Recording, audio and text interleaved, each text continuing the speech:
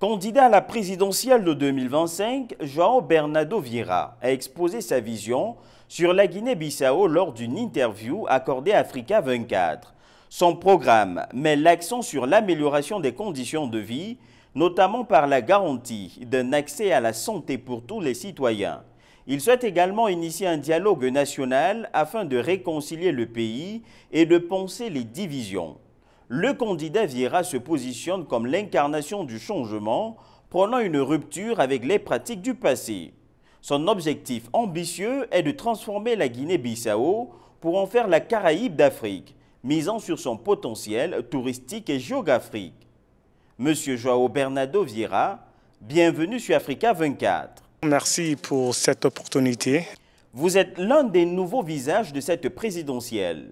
Qu'est-ce qui motive votre candidature aujourd'hui et en quoi votre vision se distingue-t-elle de celle des figures politiques qui dominent la scène depuis plusieurs décennies? Je pense que la différence entre moi et les autres candidats, c'est surtout la conception du pouvoir.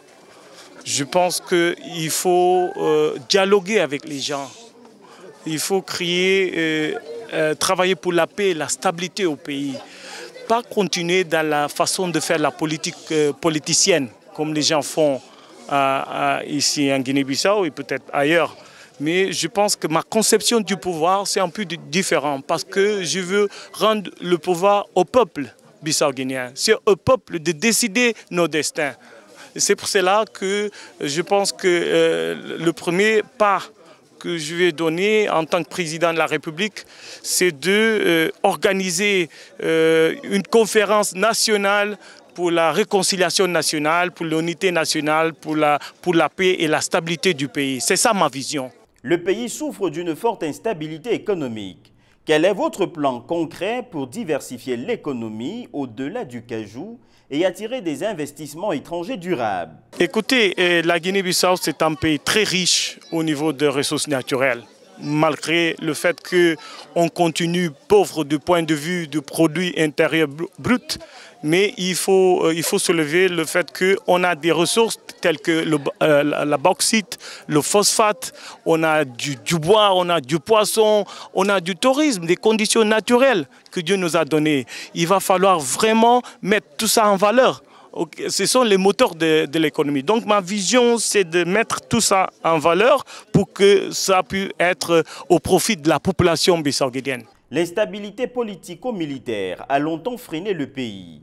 Quelles réformes institutionnelles ou sécuritaires proposeriez-vous pour garantir la stabilité et la pérennité démocratique? D'abord, il faut dire la vérité aux Bissau-Guinéens. Il faut dire les choses telles qu'elles sont. N'est-ce pas? Vraiment, il faut qu'on parle avec les gens, les différents secteurs de la société pour qu'ils comprennent qu'il va falloir faire des réformes. Ce sont des réformes profondes pour qu'on puisse faire sortir de la Guinée-Bissau, de la pauvreté, de la situation difficile qu'elle se trouve. Donc il va falloir, comme je vous ai dit, entamer un dialogue national permanent entre tous les acteurs politiques. Avec tous les acteurs politiques. Comment comptez-vous résoudre l'épineux problème du chômage des jeunes et de la faible qualité de l'éducation et de la formation professionnelle? Écoutez, la jeunesse représente 65% de la population. Avec toutes ces jeunesses-là, j'ai déjà gagné les élections. Je n'ai pas de doute que le 23 novembre, je serai élu président de la République.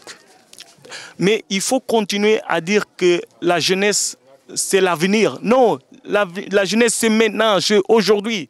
Donc, il faut résoudre leurs problèmes aujourd'hui. Et moi, je suis un homme concret, des choses concrètes.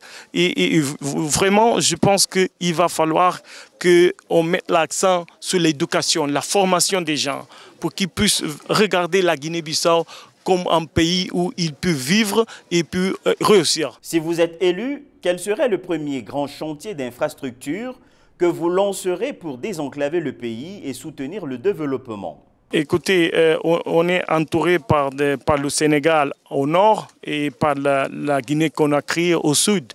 Il va falloir faire des chantiers pour pour approcher nos deux pays, les pays pour renforcer l'intégration régionale.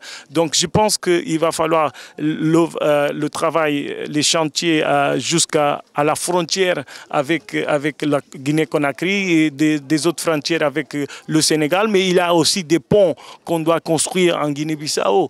Donc on aura un programme parce qu'on va travailler avec le gouvernement. Il faut soulever le fait que la Guinée-Bissau a un système un peu différent des autres pays francophones du point de vue des systèmes de pouvoir. Il y a le président de la République qui a certains pouvoirs, il y a aussi le Premier ministre. Il faut travailler toujours avec le gouvernement pour qu'on puisse amener à bien ces projets de développement. Quelle est la mesure phare de votre programme social visant à améliorer l'accès aux soins de base et à réduire les inégalités sociales? Mon souhait, c'est que la santé, de promouvoir la santé au niveau national. C'est-à-dire qu'il faut que tous les Bissau-Guinéens aient accès aux services médicaux, aux services de santé. Dans ce sens-là, je pense qu'il faut créer un programme où on va donner une carte avec 65 000 francs CFA à tous les jeunes on veut travailler, mais ils n'ont pas le pouvoir, ils n'ont pas les conditions ils n'ont pas de travail. Et les femmes, c'est le gouvernement qui va créer ce programme-là pour donner 65 000 francs à chaque Bissau-Guinéen qui veut en fait avoir accès aux services de santé. Mais là, je sais comment vous allez me demander, mais alors comment vous allez financer ça?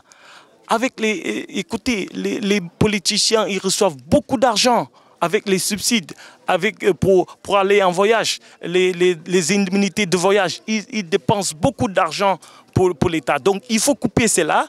Avec ça, on peut financer les programmes sociaux. C'est ça ma vision. C'est-à-dire d'amener la santé à tous les Bissau-Guinéens, n'importe où ils sont en Guinée-Bissau. Même la même chose avec l'éducation. Dans cette carte, ce n'est pas pour acheter des habits. Hein? C'est seulement pour la santé et l'éducation. Pour tous ceux qui n'ont pas de travail, tous ceux qui sont au-dessus de la ligne de pauvreté. Le pays reste divisé. Comment mettre en œuvre une véritable politique de réconciliation nationale pour transcender les clivages ethniques et politiques? Bon, comme je vous ai dit tantôt, au début, il ne faut pas voir les gens comme des ennemis. Ils sont des adversaires politiques. C'est dans ce sens-là que je pense que c'est fondamental qu'on mette l'accent sur le dialogue national. Il faut dialoguer avec les gens parce que nous sommes des êtres humains. Il faut qu'on dialogue. C'est dans ce sens-là que je pense conduire un programme de réconciliation nationale à travers le dialogue national. Dialoguer sans cesser. Quel est le vœu le plus audacieux que vous souhaiteriez avoir réalisé pour la Guinée-Bissau en tant que président? On peut faire la Guinée-Bissau les Caraïbes de l'Afrique de l'Ouest. C'est ça que je veux faire. Je veux transformer la Guinée-Bissau, rendre la Guinée-Bissau les Caraïbes de l'Afrique de l'Ouest. Et ça, c'est possible parce qu'on a des îles, on a des potentialités.